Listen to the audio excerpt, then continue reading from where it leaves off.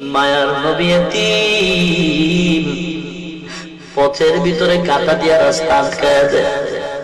নবীর আদরে চাচা আবু তালেব কওমের লোকেরা গিয়া বিচার দিল, হে আবু তালেব, তোমার ভাতিজারে সাবধান করো, বেশি কথা বলে, আমাদের ধর্মের বিরুদ্ধে কথা কয়। আবু তালেব আমার মায়ের নবীরে ডাকলেন, ভাতিজা, তুমি কেন আমাদের ধর্মের বিরুদ্ধে কথা বলো রে ভাতিজা, সাবধান, কেন তুমি আমাদের ধর্মের বিরুদ্ধে কথা বলো, জবাব দাও। মায়ার নবী চুপ হয়ে দাঁড়িয়ে কান্না শুরু করলেন। আবু তালেব বলে, রে ভাতিজা, জবাব দাও, কেন কাঁদো? মায়ার নবী দেখে বলেন, চাচা, কোন জবাব আমার হাতে নাই, কারণ আমার চিন্তা আমার আল্লাহ পাঠাইছেন হকের আওয়াজ দিব, বাতিলের সাথে মোকাবেলা করব, অন্যায়ের প্রতিবাদ করা আমার দায়িত্ব রে চাচা, কি জবাব দিব? জবাব আমার হাতে নাই। আবু তালিব বলে, রে ভাতিজা, যাও যাও, আমি আবু তালিব চালে সুরে দিলাম, তোমার কাজ তুমি চালাও, একটা ফুলের টোকা তোমার শরীরে আমি আবু তালেব বেঁচে থাকতে লাগতে দিব না।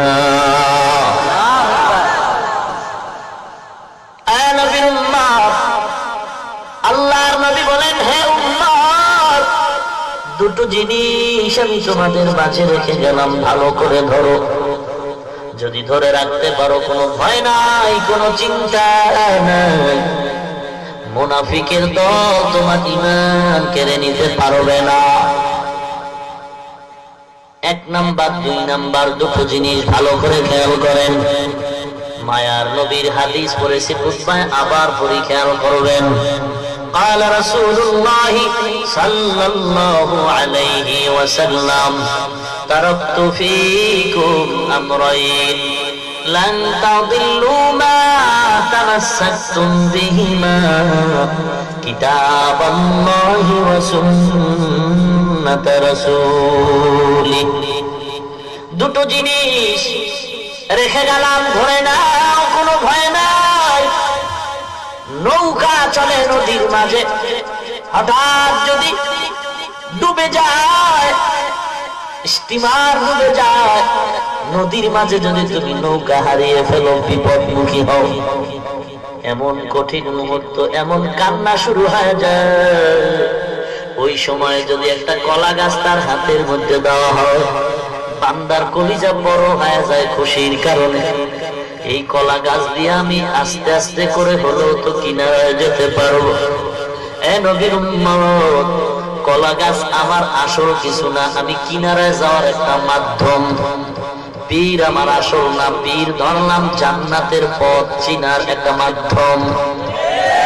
মাযহাব আমার আসল না, মাযহাব মানি কেন বলে আমি মূর্খ, আমার ইলম নাই, আমল নাই, অতএব আমি বড় বিচক্ষণতার জ্ঞানও আমার নাই, আমি পেজ বুঝি না, জান্নাতের সহজ পথ চিনার জন্য একটু মাযহাব অনুসরণ করি। হে মুমিন, কারণ মন মতো জিন্দেগি চালানো যাবে না, মন মতো জীবন চালাইতে গিয়া কেউ নাজাতের রাস্তা খুঁজে পায় নাই, অতএব কারো না কারো মুরব্বি মেনে চলতে হবে। মুরব্বি ছাড়া যারা চলবে তারা জাহেলিয়াতের মতো ধ্বংস হয়ে যাবে। যার কোনো মুরব্বির প্রয়োজন মনে করে না, ইবলিস কিন্তু মরে নাই, ওই ইবলিস এসে ওই বান্দার মুরব্বি হয়ে যায়।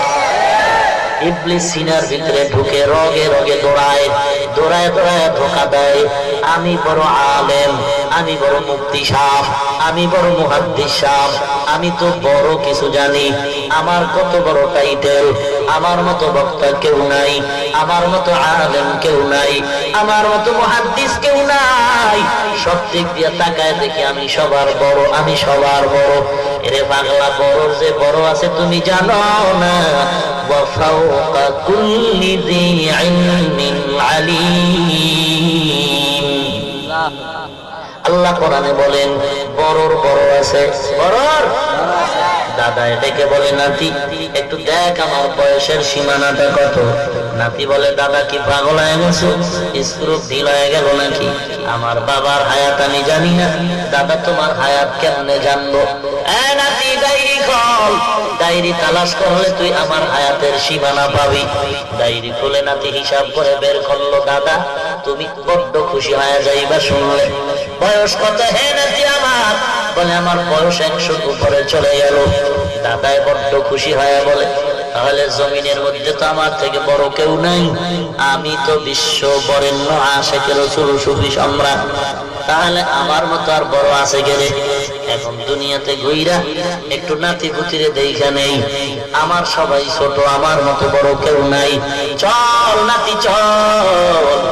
নাতির হাতটা ধরছে এক হাত দিয়া, আর এক হাতে একটা বেতের লাঠি নিয়ে। দাদায় পায়চারি করতেছে, হাঁটতেছে, গ্রাম ঘুরতেছে, আমার মতো বড় কেউ নাই, অতএব যারে দেখ উল্টা পাল্টা তারে আমার ভক্ত বানানো। হাঁটতে হাঁটতে মারেফতের খানকা বটগাছ তলায় হাজির। কিসের খানকা? মারেফতের খানকা। বলে কেন? বলে বটগাছে যেমন জ্বর, মারেফতওয়ালাদের চুলের ভিতরেও তেমন জ্বর। আর অধিকাংশ বটগাছের গোড়ায় আসর মিলায় দেখবো লাল শালু ভিন্দায়। কথা বলেন না কেন? দাদা নাতির নিয়ে বটগাছ তলা মারেফতের খানকায় গিয়ে দেখে রেড সিগন্যাল। দেখছেন রেড সিগন্যাল মানে কালো, লাল লাল বড় খারাপ, লাল সিগন্যাল বড় খারাপ। রাসূল বলে, যার বাড়ি লাল কাপড়ের নিশান থাকবে জাহান্নামের আলামত। বুঝো পাবলিকের গোষ্ঠী, বুঝো। বন্ধদেরকে যেদিন বলবে তোরা কেন এদের ধোঁকা দিছো, বন্ধরা বলবে, রে আল্লাহ আমি তো নিষেধ করছিলাম। তার মানে কেমনে করছো? লাল কাপড় দিয়া বলছিলাম আসবি না, রেড সিগন্যাল।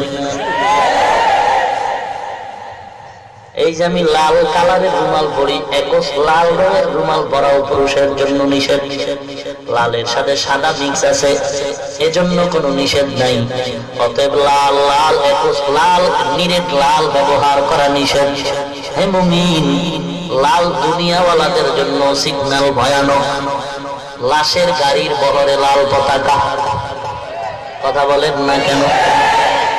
লাল পতাকা দেখলেই মানুষ ভয় পায়, ওখানে গেলে বিপদ। বিপদ একজন আর হইছে জন্য লাল